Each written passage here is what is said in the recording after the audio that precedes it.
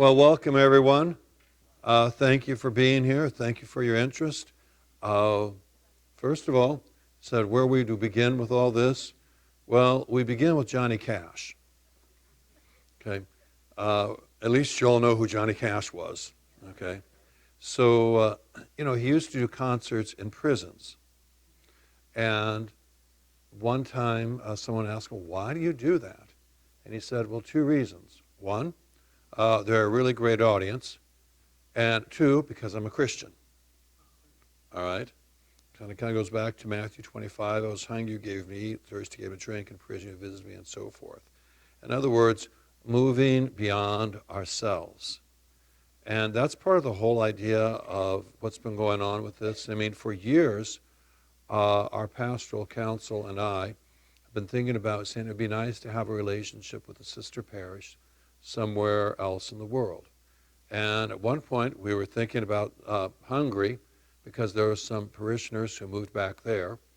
That's awfully far away. There'd be a language impediment and things like that. When Father Olvin was here, we said, well, let's do something with Honduras. Well, unfortunately, Father Olvin wasn't with us very long. And then we were exploring some communities in El Salvador. And then when Father Angel came, well, it was a no-brainer. Okay, we're going to go with Guatemala. Right. So that's what we did. Marty Connie, who's a retired doctor from the Gashland Clinic, has been taking groups down there for 30 years. He and his wife have an adopted daughter from Guatemala and all. So he was the one who's our guide. And then he knows everything forwards and backwards with that. You'll see some pictures here. And so we've been wanting to do something. And we had a group that went down in February. So our February group, raise your hand. Okay. So these people have already been there. And, Father Angel, I think, wisely suggested, well, touched base with the bishop there, which they did. They got to meet him. And what he recommended was what we ended up with. And you'll hear about that. And so they were able to do that initial contact. Cindy Lamas, who's one of our Spanish teachers, went down again in June because we want a relationship not just with the parish but with a school. Now, ours is a mission parish. They do not have its own school. There's a local public school. It's not a problem to start a relationship there. And we've sent down some Chromebooks, and they've got technology and all. So one of the goals is, for our students and their students, to learn English from one another and to learn Spanish from one another. And more importantly, just get a broader sense of how big the world is. And even more important than that, simply to get a deeper sense of the Catholicity of the Church. Because the word Catholic means universal. And some people say, well, why don't we do something for people here? Well, we do. Okay. 5 days a week, St. Vincent de Paul is there doing things just as they have done for many years, and many other things too. So, we always, a Catholic thing is a both and, not an either or. So we want to share some of it. I broke these down by days, and one of the things, I'd been to Guatemala once before. There was my home parish of St. Thomas More has had a sister parish there for over 30 years. And this is before I came back to St. Therese. There was a older American priest who spoke Spanish very, very well with me at St. Anthony's. And he was scheduled to go down to this group, with this group. And he said, if you wanted to go, he said, I could take care of things here, and you could work on your Spanish, and you'd see another part of Latin America. And besides, I'm getting old. Okay, so I went, and that was my first experience. And so we're going to learn a little bit more about that in a second. So the pictures really don't do it justice. It is so breathtakingly beautiful, especially where we were. So we got there, it was evening by the time we got to the hotel. So we were staying in this city that has this wonderful name of Chichicastenango. Okay, and it's the mission parish. It's in this little village, basically, of Poco Il, which is about 8,000 feet. And it's a long, steep way up there. And there's supposed to be a major road, but it was under construction. So we took the back roads. But you just forget how beautiful. And so the people who were with the second group, raise your hands.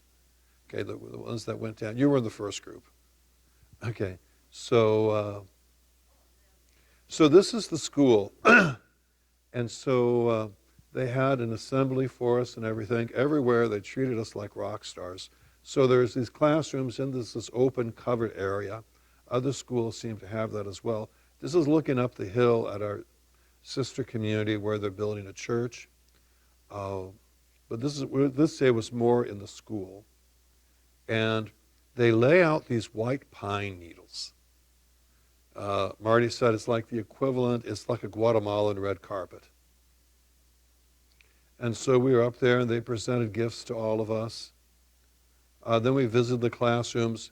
These classrooms are very, very, shall we say, basic. Okay, they do have some technology, and it was great because that day, because I think they only go to 6th grade there, but and they did not have school for like 2 years.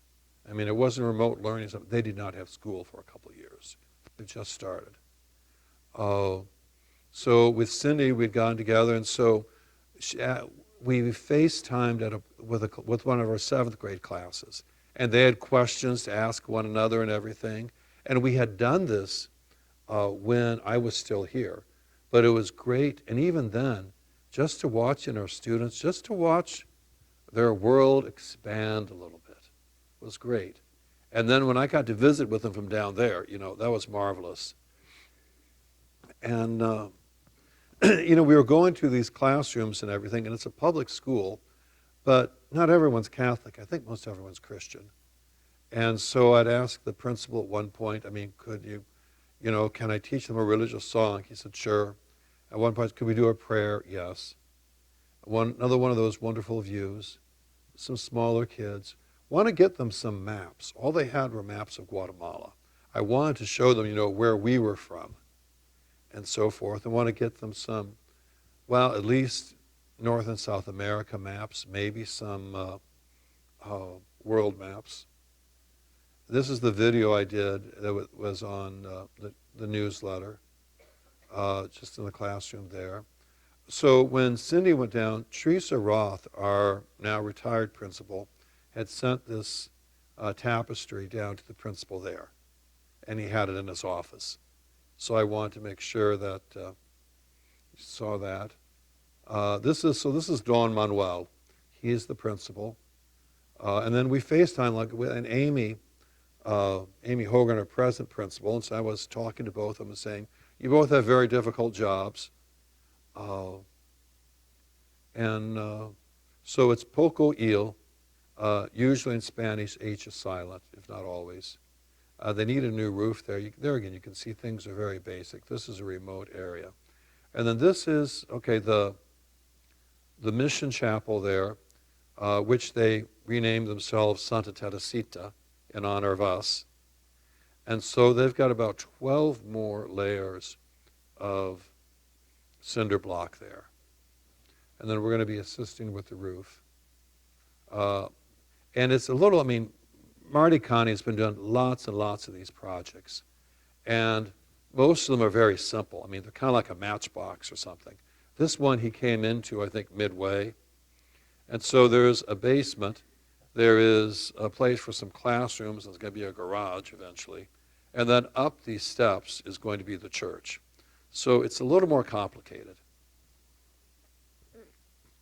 And so that's some of the workers there. And another one of these marvelous views. And again, these pictures just don't do it justice, how breathtakingly beautiful it is. Okay, now I always have a hard time here with the volume. So we went to another place. It was called La Cama Tercera. And I'm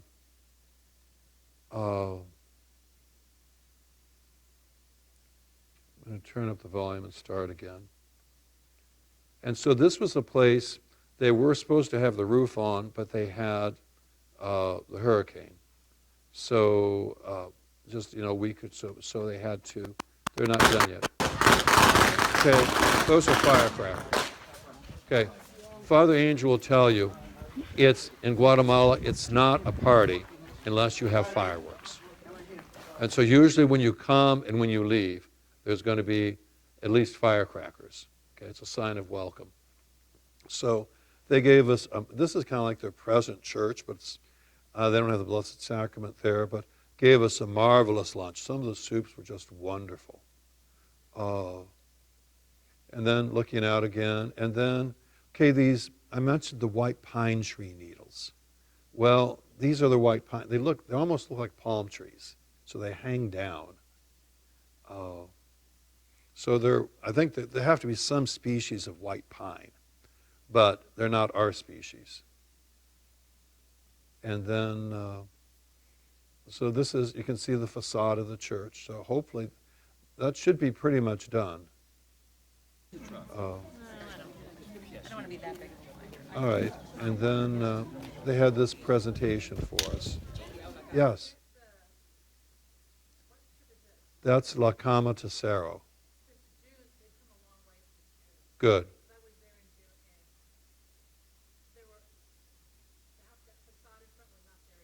Okay. And so then they had these children. The children got to have lunch with us, but then they performed. I'm not going to do the whole thing, but you get the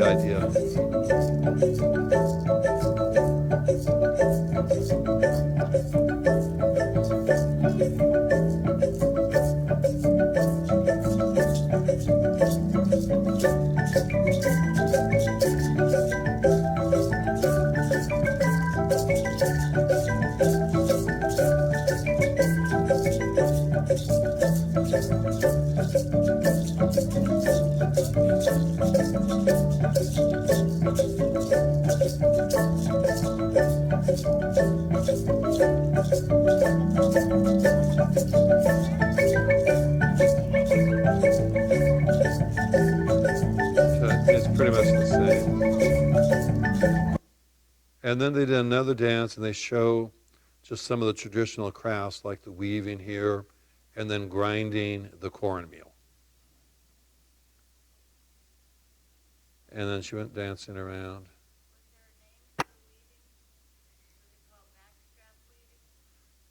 They didn't call it that, but I think that's what it is. I mean, and they actually, it is the backstrap. The strap goes like behind their legs, and they're kneeling down. And I'm just thinking, boy, to do that for a long time. So, and then this is the kitchen there. Kitchens are very important because the church is where the people come together. And so these are stoves here. I mean, it's very much still a wood-burning country. It's kind of challenging because, I mean, boy, first of all the smoke and everything, and the inhalation and the environmental aspects. And, I said, boy, it should be nice if they could get some natural gas. Well, natural gas doesn't grow on trees. Okay, wood does. Well, to get some propane or something, well, that'd be nice too. These are remote areas. I mean, you got some cultural things to go against, but still, it'd be so much better. And they made us a marvelous lunch, and then we're leaving, and that was that was the first. The next day, we went to market. So it was this market day in Chichicastenango, and very interesting. Marty, and then he's such a veteran at all this, gave us I think this, I'd like to buy this, or this is interesting. He said, all we're doing in the morning is walking around the market. And then, I mean, it's a free country, you can do what you want. But I mean, you go, and then we went back in the afternoon, and then you got a better idea of what it is you want to get. Okay? So the place was just packed everywhere, all these different things, and tortillas. I mean, tortillas and black beans. Those are corn tortillas and black beans. Those are kind of the staples in Guatemala. It's how people. I don't particularly even like corn tortillas, but boy, they're much better there. I mean, they're fresh, and you're going to see all right. And every time I try to do this, every time I have to undo the volume. So just a second. Okay.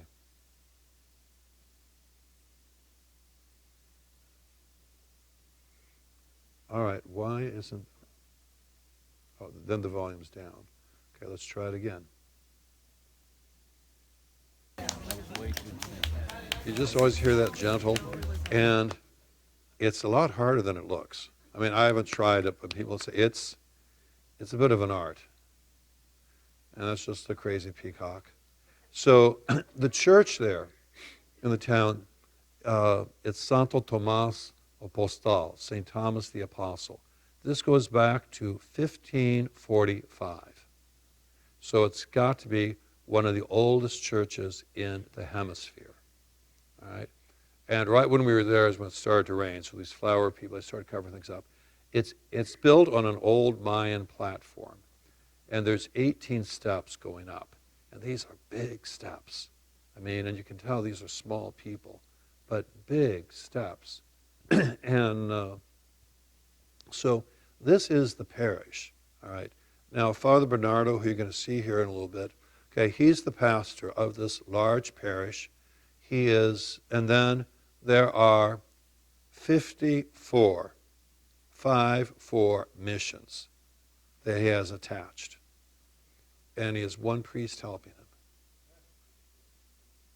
And so obviously those places, they have Mass maybe 6 or 7 times a year or something. I mean, they'll come together and pray and all, but it's quite something. Well, and he's Vicar General for the diocese. So, I mean, I said to him, what do you do in your spare time?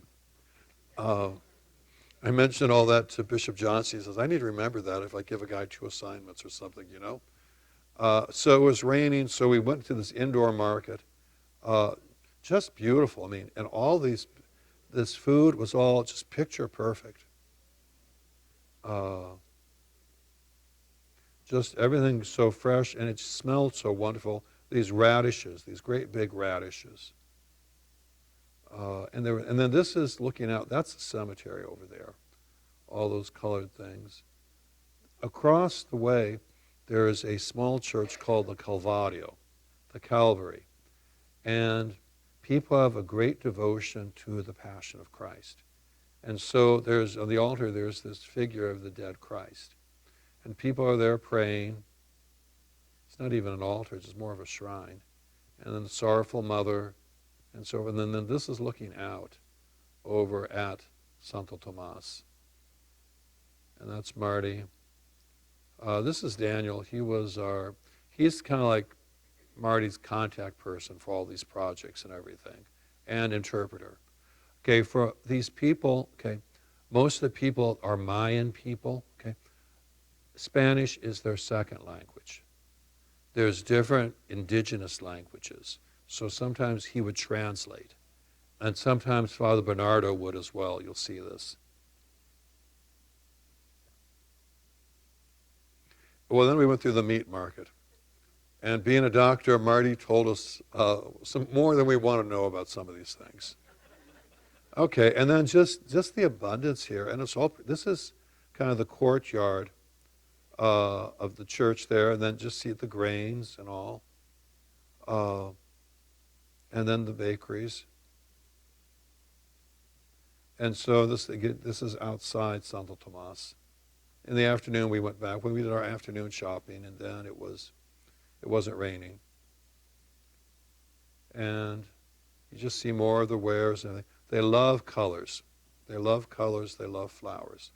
And I forget what he called these. They look like chestnuts, like colored chestnuts. Those are like, there's like a plum inside of that. A fruit. Do you remember what is rambutan? Okay. And then eggs. They said America is the only place, United States is the only place where we refrigerate eggs. So, then this is another church. This is the Methodist church he'd been helping. Big, big place here. And it was just kind of, we walk through this narrow path through a cornfield, and there's a big church under construction there. And every place you go, they're going to give you something to eat and something to drink. It might not be a whole meal, but it's like, oh my gosh, again and again. And you can see these arched ceilings here with the sunlight, and so this is closer up, just because this is what they're going to be putting on at Santa Teresita,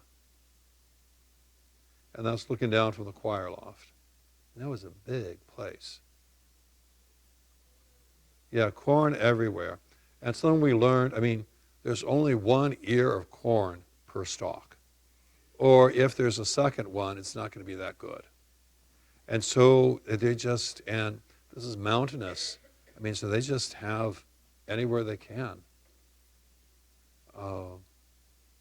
And then we went to this school where they put this outdoor roof on, because without this, if it was a really hot day, or if it was raining, the kids couldn't play at all. So this was just a covering. And then we went to, this is called Our Lady of Fatima. So this is a place that's been built. It was raining, and they have the lay leaders there and everything. Beautiful church. And when we go in, and like in most of these places, I mean, Mass is so seldom, they don't have the Blessed Sacrament. Beautiful altar there, the 4 evangelists and all. And I said, okay, well, let's pray. Well, boy, they all just start praying right away. I mean, in their native languages, you say pray, there they go. I mean, it's not like, okay, we're going to say, Padre Nuestro, okay, let's start. No, they just let loose. Okay, now look at this marimba. And look at not a xylophone, a marimba. And look at his right hand. He's holding 2 mallets. And I think this was like the, look, those were gourds. So, and so then they had refreshments for us. And they had a girl who did a dance. And there again, the stoves, the ovens. And then, I think I lost my video, but the fireworks when we left. Okay, then on Friday, so Thursday was actually a holiday. There was no school that day. And then we went up to Poco Il, and because we were coming, they didn't have school that day either. So, this is, you can see, down in what's going to be the garage is where they set things up. They said have it upstairs or downstairs. I said downstairs. I mean, too many steps, all those construction things, and if it was going to be raining or something. So that's what we did. So I had sent this down with Father Angel when he went down in May. This is an icon of St. Therese. That's a gift of our parish to theirs. And so we FaceTimed, this time it was with the second graders. And that was wonderful. And we still had some time. And they said, oh, by the way, you see dogs everywhere. And these aren't pets. But it's pretty amazing. I mean, some of them look very timid or something, but they don't bother anyone. Someone was saying, I think if they did, it would be taken care of, so we say. But, and they like them because they kill the rats. But they said, we're going to go visit this one home. Okay, well, so we go up the hill, and then we go across, and then we go down, and then we go across this muddy road. And, but before they gave us a drink called atol. This is like a liquid corn tortilla. I didn't think it was that bad. Some people just couldn't tolerate it at all. But in the fields, no, this is what they do at 10 o'clock in the morning, just to get some energy to keep going. And so we're on our way to this home. And again, some of those magnificent views. And then we went down, these were concrete steps at least, but down this long, then we went across here, this muddy road, and then it's this very, very primitive home, but that's a sauna. Ancient Mayan thing there, they will have have saunas, particularly, I think, for expectant mothers. That's the kitchen in this woman's home. And it was funny because then she left, and I think she got up there before we did. I think she took a shortcut or something.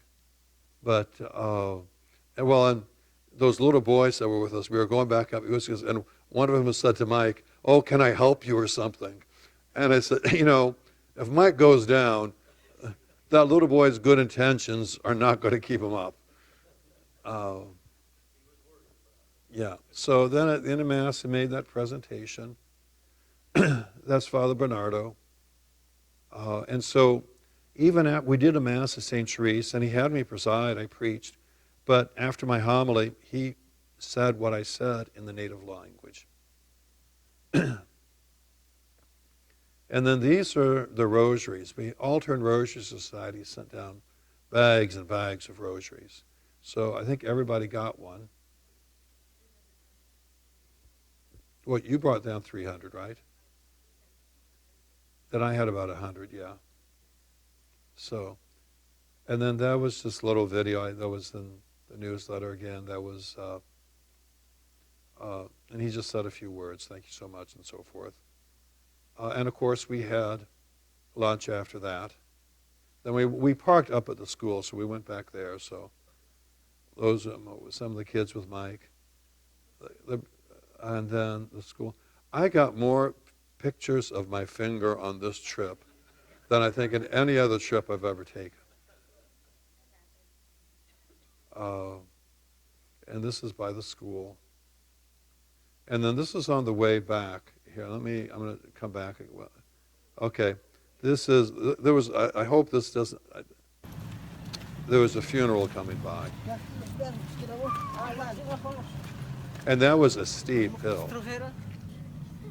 I mean, felt a little garish maybe videoing that, but it was from the van.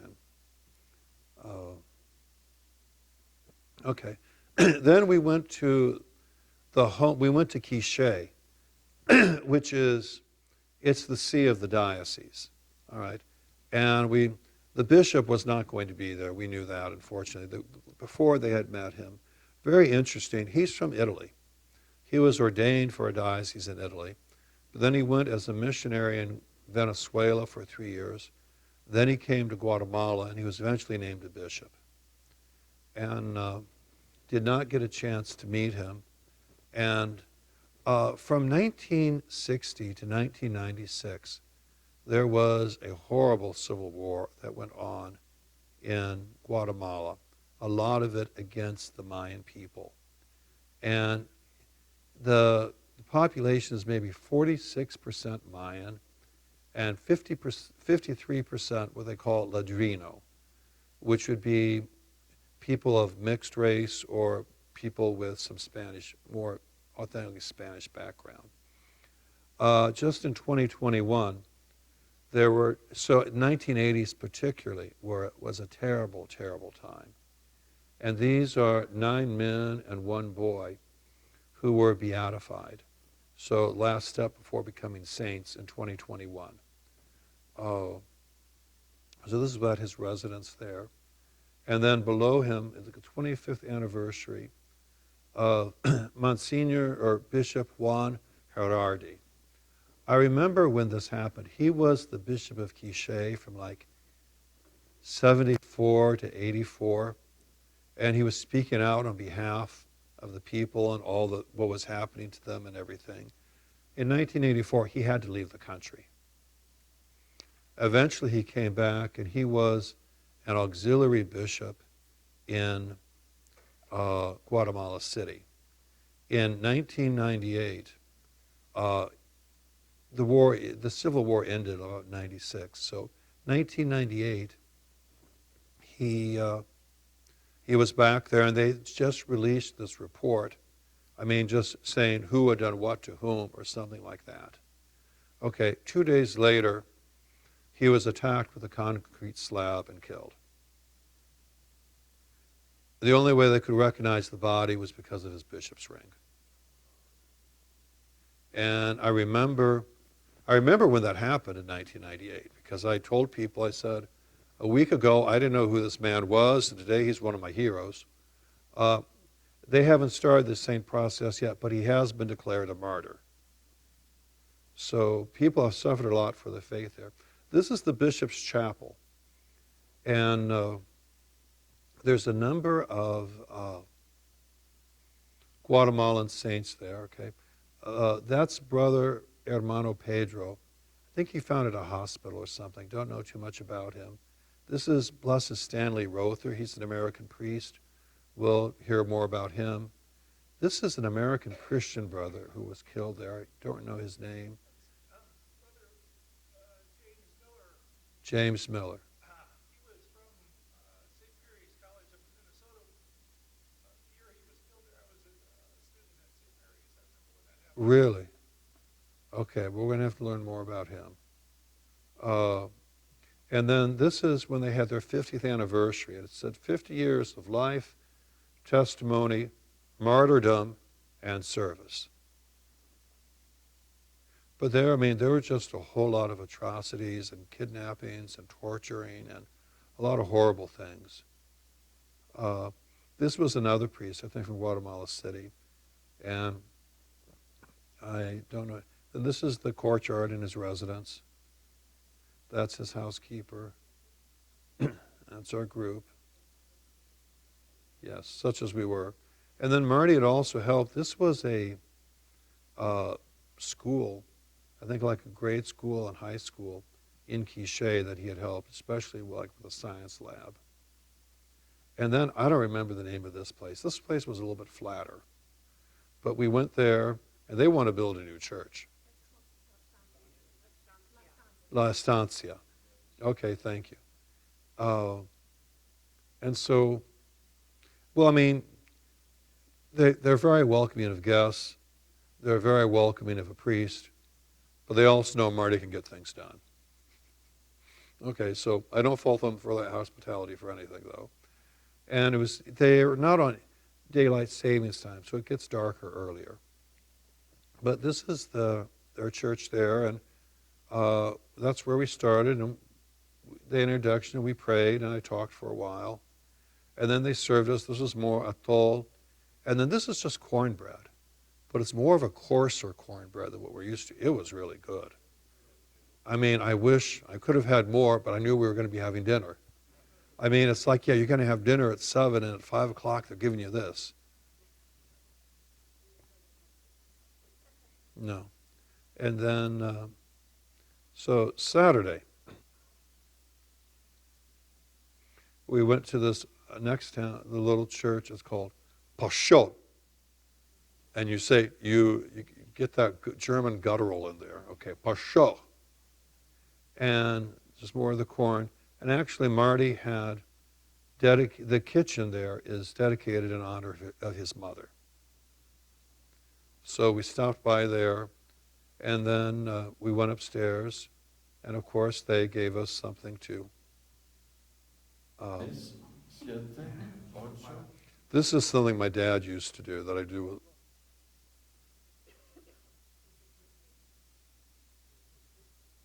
Well, and she got this. Okay.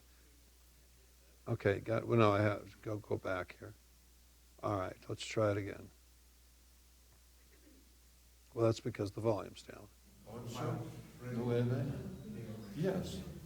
Ya tengo 10 dedos. ¿Dónde están las dos otras? ¿Qué pasa? ¿Dónde están? What happened?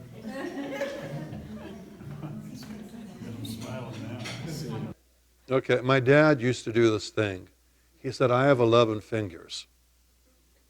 10, 9, 8, 7, 6, 1, 2, 3, 4, 5. What are 5 and 6? 11. So it was just kind of a fun thing.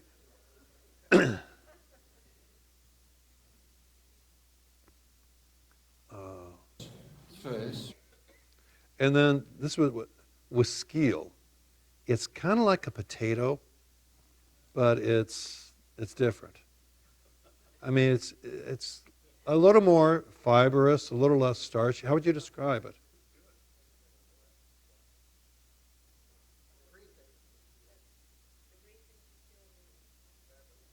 Oh, okay.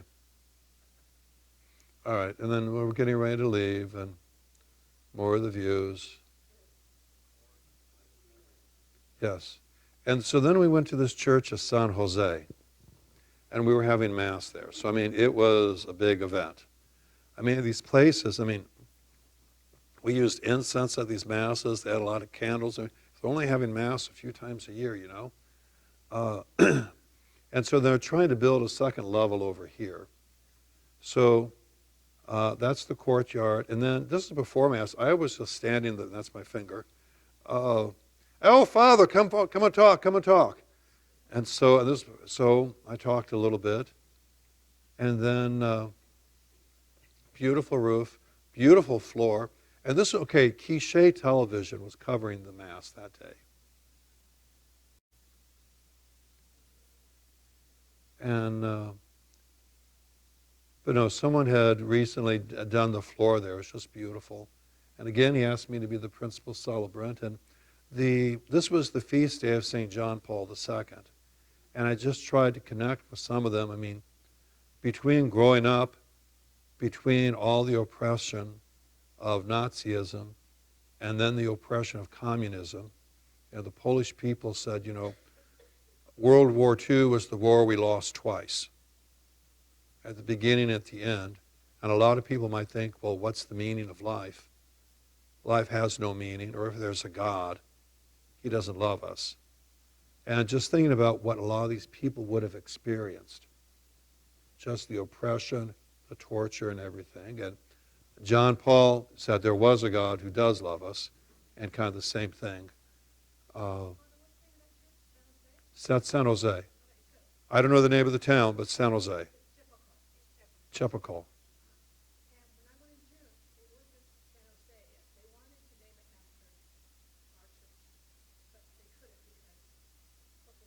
Yeah. Really? Oh, well, it's named after St. Joseph, but indirectly. Thank you. I didn't know that. Well, see, when they found out we were helping, yeah, they all wanted to be called Santa Teresita, you know. And this is part of what Marty does, all these different places, and I mean, that's wonderful. My goal is to have a relationship between the two communities, I mean, over a period of years.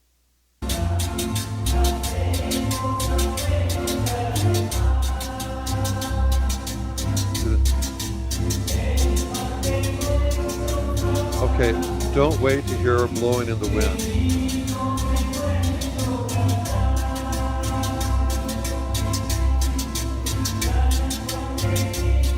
So anyway, it's to the melody of blowing in the wind. Okay, which is interesting because I remember, I mean, musically, hey, that's some good music. I mean, that's not what we think of when we hear it. I'm not sure what they think of, okay? When I went back to Chicago for a year to go to school, and the parish I helped out in Waukegan, you know the Sounds of Silence by Simon and Garfunkel? They have a version of the Our Father to that. Padre nuestro que estás en el cielo. And, which is fine, but I mean, we're going to be thinking Simon and Garfunkel. They're not. And so then, for this, that's not even finished yet, they're having the ribbon cutting. And I didn't have anything to do with it, but they wanted me to cut the ribbon.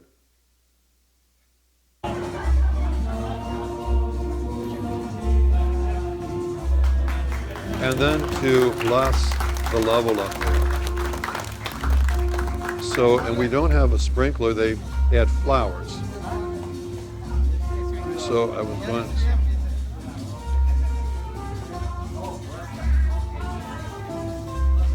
Sure. They're going to bless the building. Bless the building. So are we following? Yeah. Okay. Uh-huh. For this program, and they came in and they set off fireworks inside. They carried them and they were spinning, so the air could not clear. It was smoky the whole time. So whenever we would talk about Chepacol, we called it the Smoky Church. So that is how we always know that church is the Smoky. Well, if it works, you know. Okay, and then And then they gave us a wonderful meal, and then they did some of these native dances again. It was more elaborate, showing, different people doing different things and so forth. We went to the home of this one man, Jose, who's a weaver.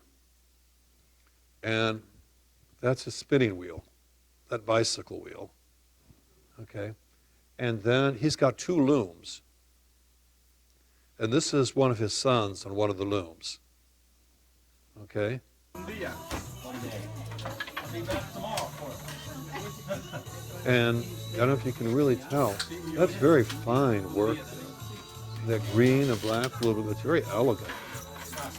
And then look at him go. 8 hours. He sits there and they do that. And then they use their feet. And he has the pedals. You gotta pay attention. And then he pulls that back.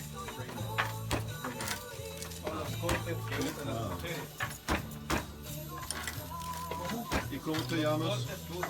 Axel. ¿Qué? Axel. Axel. His name is Axel. ¿Qué? Wilder. William. All right, and then, let me see. We went to a very remote place. And I don't know if that church has a name either, but they got a statue of St. Michael. And so I'm calling it St. Michael's. And yeah, Mike hates the kids. He's a W.C. Fields with kids. At least you know who W.C. Fields was, okay? And then isn't that floor, isn't that beautiful?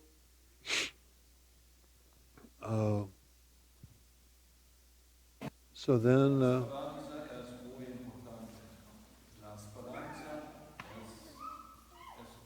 I was talking about hope.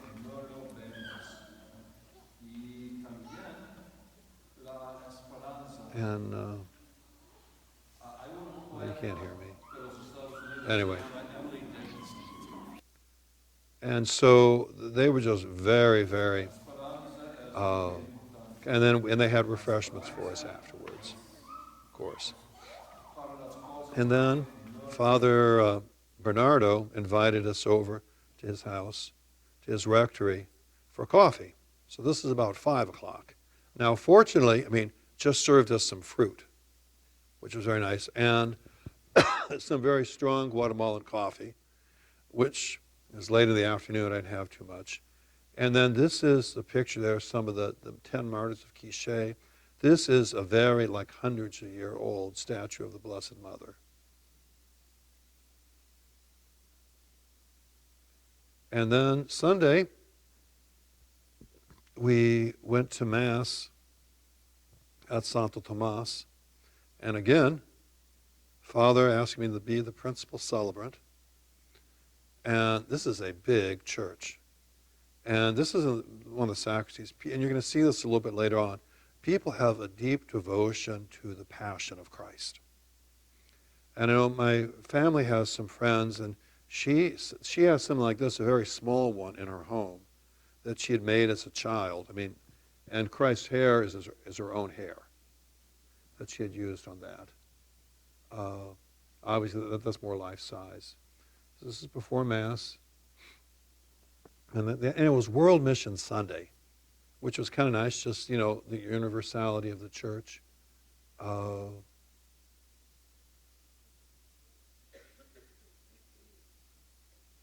Okay, now, this was something else that was very nice. Don't expect to hear this here. Okay, let's go. But they had these, they had some, look at those big marimbas, and they had 2 of them. I wish I got pictures afterwards. And there looked like 3 people on each marimba. That was actually the best music we had at Mass.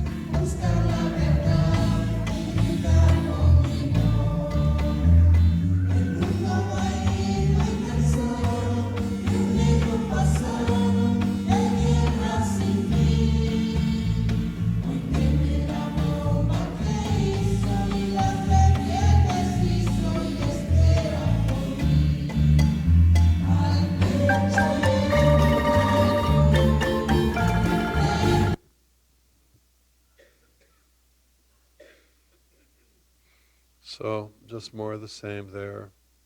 Uh, and then afterwards, and then at the hotel, they're supposed to have these beautiful, this is like as we were leaving, they were bringing out the parrots. And trying to find one, you get a little bit, some of the beautiful colors. So they didn't talk, and so then we left Chichicastenango, and so that was the main purpose there. But then there's these cultural aspects. So we go to Lake Atitlan, which is it's a big crater lake, and they really don't know how the water gets in or how the water gets out. Okay, and it's like the deepest one, at least in Central America, if not more. The average depth is like 900 feet. It's like a football field. Some places it's 1,000. And there's these different villages around there, and the best way to get around is by boat.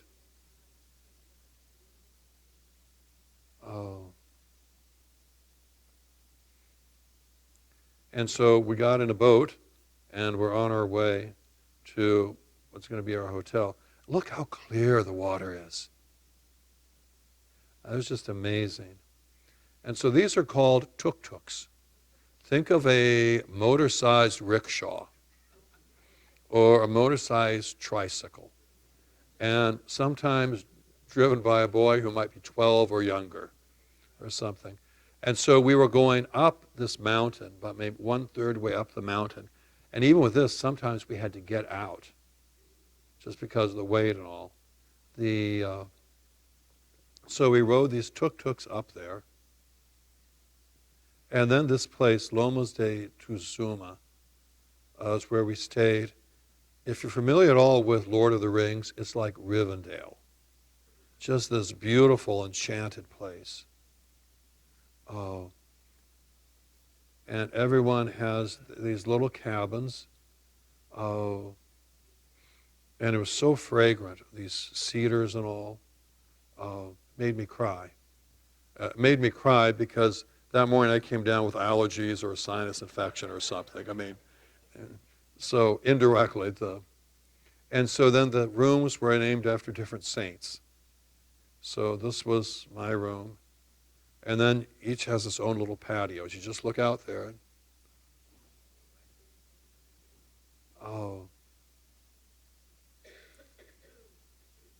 And then this was the dining room. They gave us, I didn't take pictures of all the meals, but those were some chicken enchiladas. Oops. Uh-oh.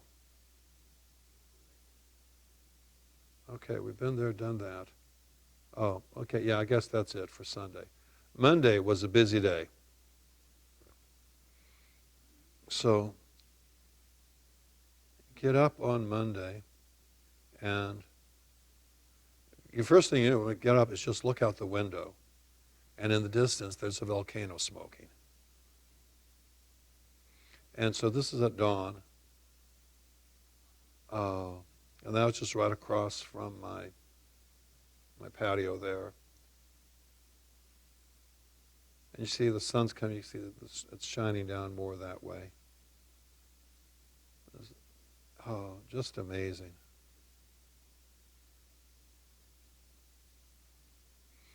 And then to go down to the boat, I mean, it was 360 steps. Handrails and everything, but still it was much easier going down than going up. We did not, that's why we took the tuk-tuks up. Okay. And we went to, oh, that's somebody else's finger. Good to know it's not always mine. So we went to San Pedro. Okay, and this is something they're trying to do. So this woman's got a wood stove, but look at it, it's very small. It used a lot less wood. The fire gets a lot hotter, so it's more energy efficient. And so this is something just to improve things. And it's vented, yes.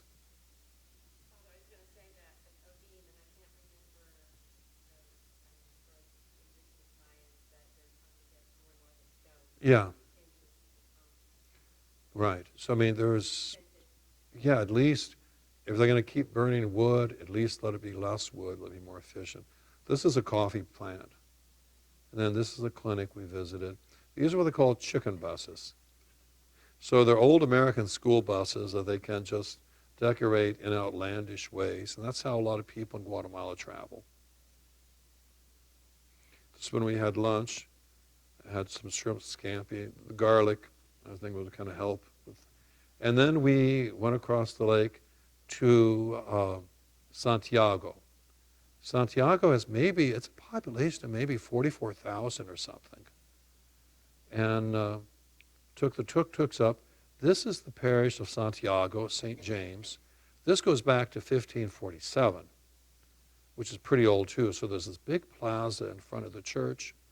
There is buildings all along the sides and everything. All these steps going up. I said, boy, if I was pastor there, one of the first things I would do would put in a handrail. I mean, at least along the sides there, you know. Oh my, just accidents waiting to happen. And so we're going into the church. This is looking out at the courtyard. They have classrooms, I guess, and whatnot. So again, very old. That's the church. This is, again, devotion to the suffering and dead Christ. Okay, Stanley Rother was he grew up on a farm in Oklahoma, and he struggled to get in the seminary. He struggled to stay in the seminary. Right? He was ordained for Oklahoma City in 1963. In 1968, he went as a missionary to Guatemala.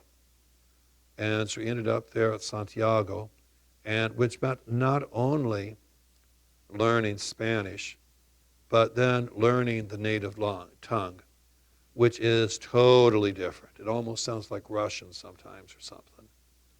Oh, I think he even had a radio station there or something. As the situation got worse and worse, it got more and more dangerous. And it was like in January of '81, he was home visiting.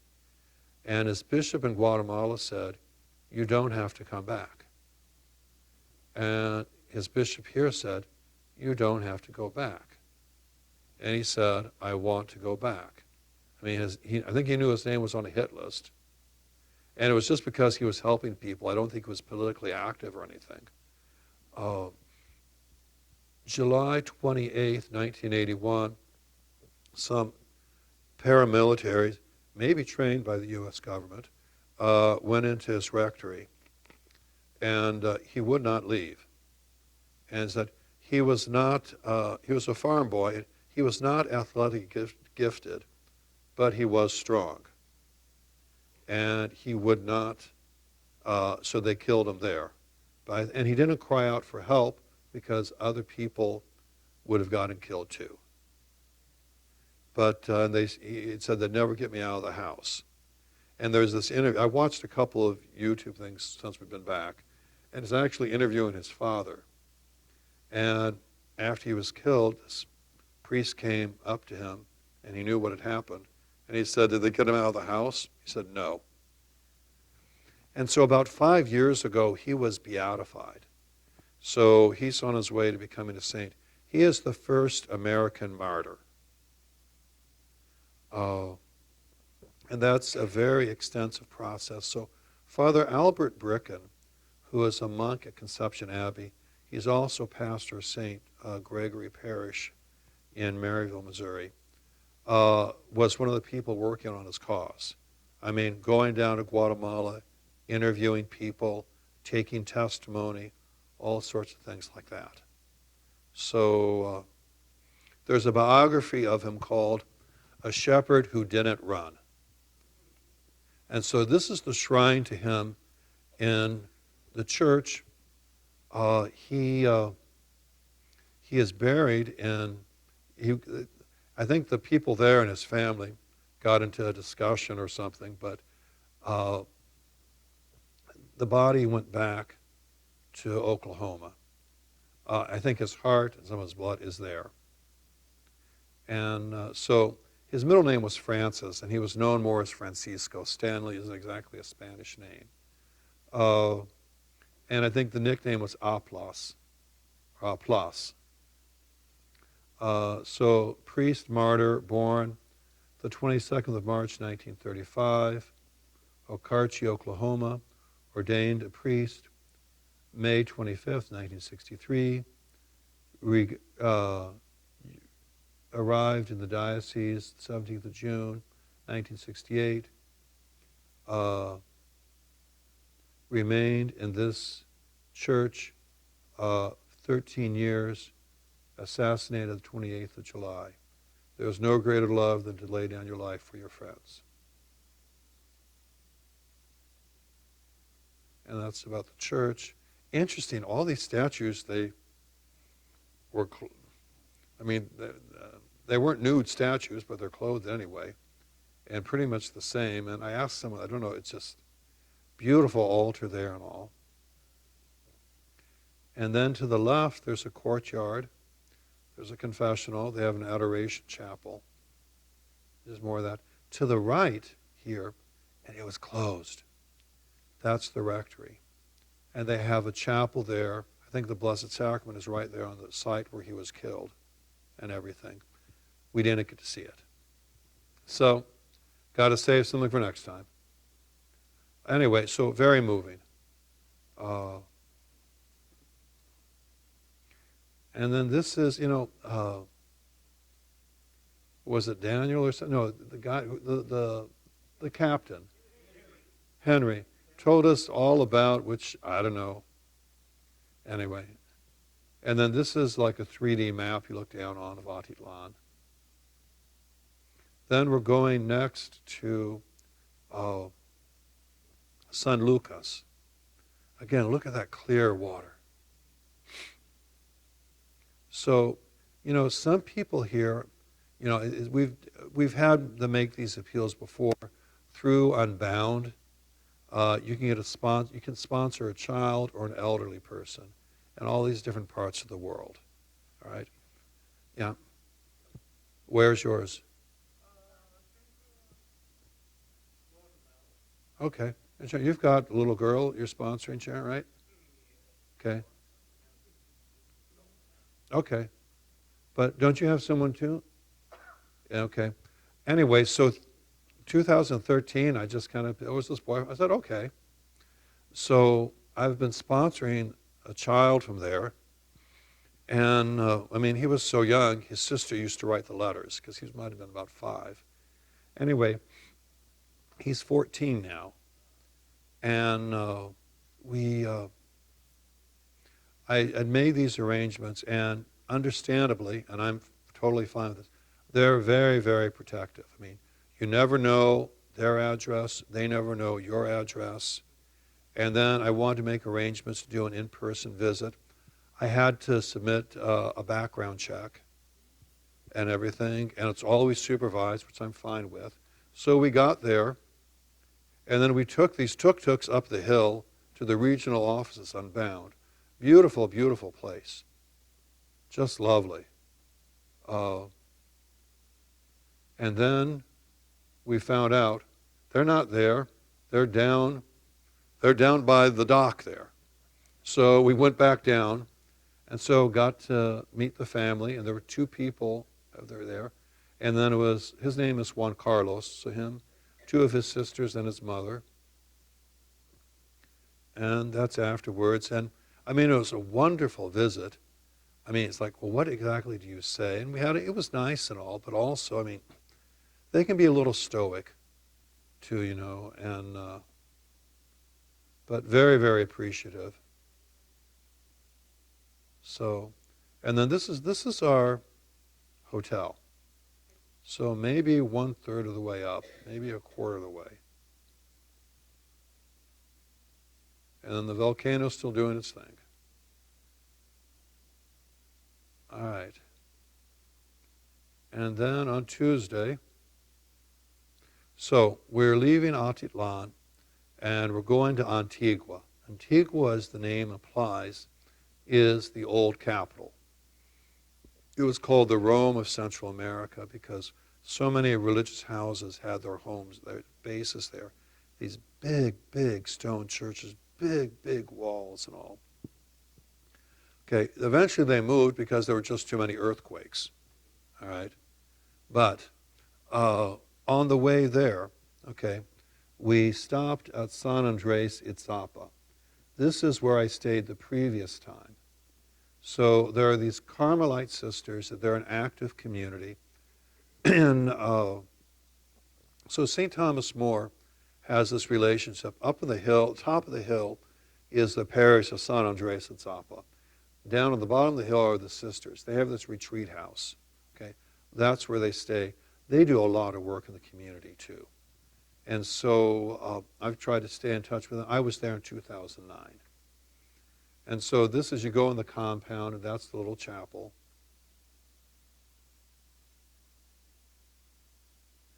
And so this is when we arrived. And nearly all the sisters are Mayan, and we're going to talk about that in a second. So their foundress, her name was Madre Marina Prado. She was not Mayan, okay? She was a Carmelite sister, though. And it was hard for Mayan young women to enter religious life. And I don't know to what extent racial prejudice had to do with it. It might have. But that happened in the United States, too, right? But also, I mean, you know, I think most communities, probably there as well as here, they want the girls to at least have a high school education. Well, a lot of these girls don't go to high school or don't go. So, I mean, Maud Marina said, we will educate them. Okay, so she started this community, the Carmelites of the Holy Family.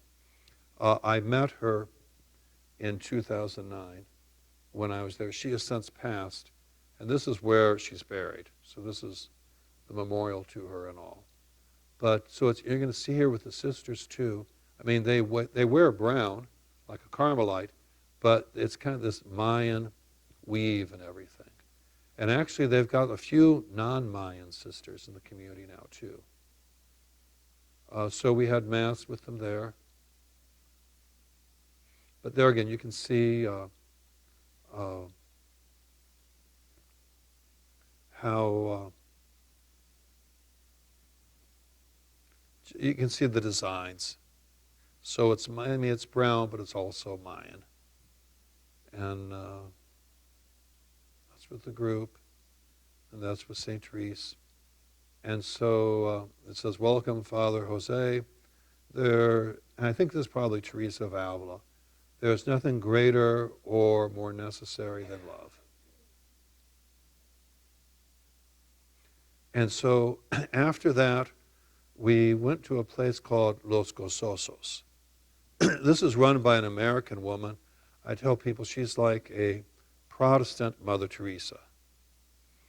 This is a home for children with special needs who are often abandoned, who can't get medical care, or things like this.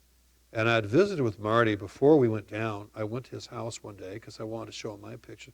And he was intrigued by this. He says, well, if there's some children who need an operation or something, and actually what happened was he's going to be able to get them some anti-seizure medication for a year for 3 kids or something, which is going to save a huge amount of money. And so these are children with special needs who otherwise, I mean, sometimes they've been, one boy she talked about had literally been just left naked in a pig pen for years. This little girl here, she had been fine, and there was a robbery, and she was thrown from the house or something. And so I was there in 2009, but then it was great to go back and see all that. And look at this beautiful Tiffany window. Well, you know something? It's not a Tiffany window. It's contact paper. But sure does look nice. I mean, from a distance. Okay, please pray for this little boy. This one raises me. His name is Mateo. Okay, Mateo was born prematurely. His mother just abandoned the hospital. Okay, he's very small. He was like in a walker, but apparently he can walk, and cognitively he's fine. I mean, honestly, thanks be to God, he's there. He has a place. He really doesn't belong there. A family is thinking about adopting him. Okay? And she said the dad even kind of looks like him. So pray. I'm serious. Pray that that little boy would have a home. And, yeah, Maureen is her name. Maureen, not Dorsey, Casey.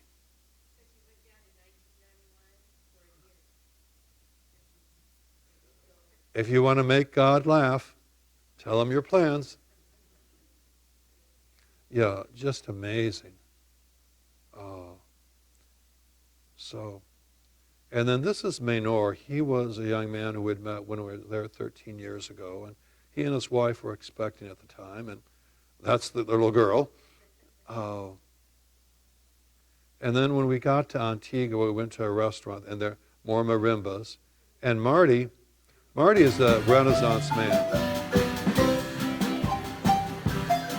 So he joined the marimbas.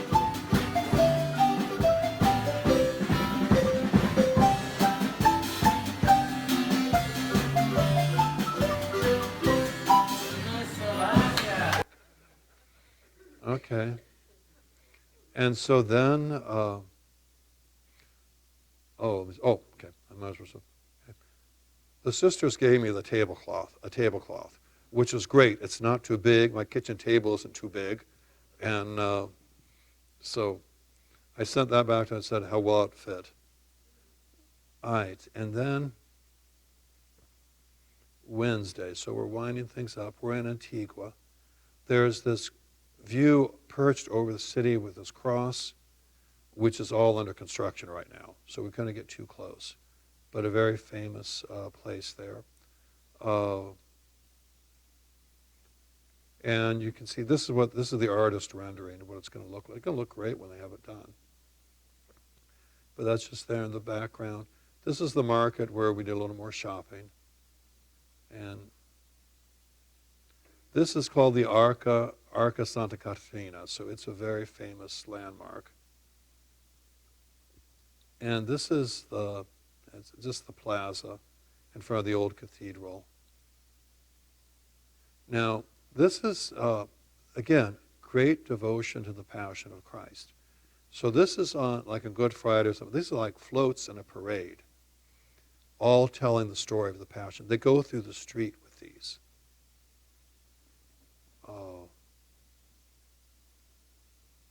And so like it's like the Station of the Cross, but it starts like with the agony in the garden, if not before. And then look at these things, how solidly built these were. Lots of ruins. You can see more of them there. And then we went to this one, it was like a Neiman Marcus. I mean, anything you wanted to buy, you could have there. And so, but it's kind of like the Irish, I mean, the Scottish and the tartan, it represents. So this is like the design from this particular part of Guatemala. Then this is this big church. This is one that's still open and running. La Merced, kind of a famous church. It was interesting. So we were standing outside, and I was not in uniform that day. And so this woman said to me, she was saying, for your wife? And I said, well, my wife is almost 2,000 years old. And she said, well, then you must be about 3,000 years old. And then I explained to her, beautiful church. They didn't want you taking pictures inside. But then there's this courtyard. So the Mercedarians used to have this place. Maybe they still do. And you'll see one of these here. Maybe not.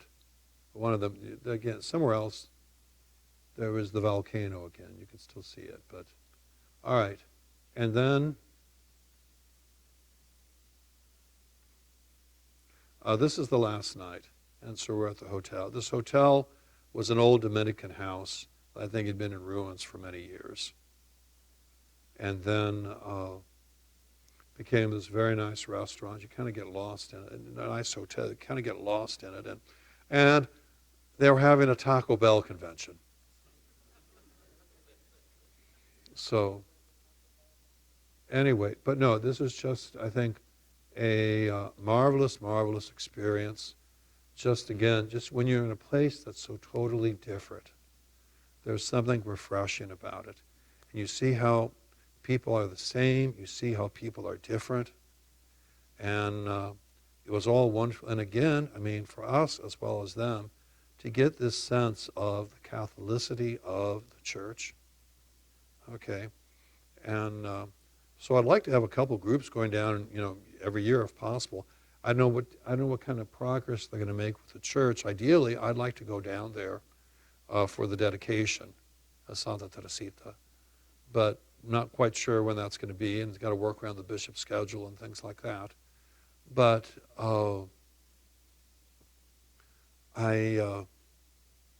but again, I mean, that's the primary thing. I mean, the cultural stuff, and Lake Atilan was magnificent, okay? But still, trying to build these relationships, get a sense of the universality of the church.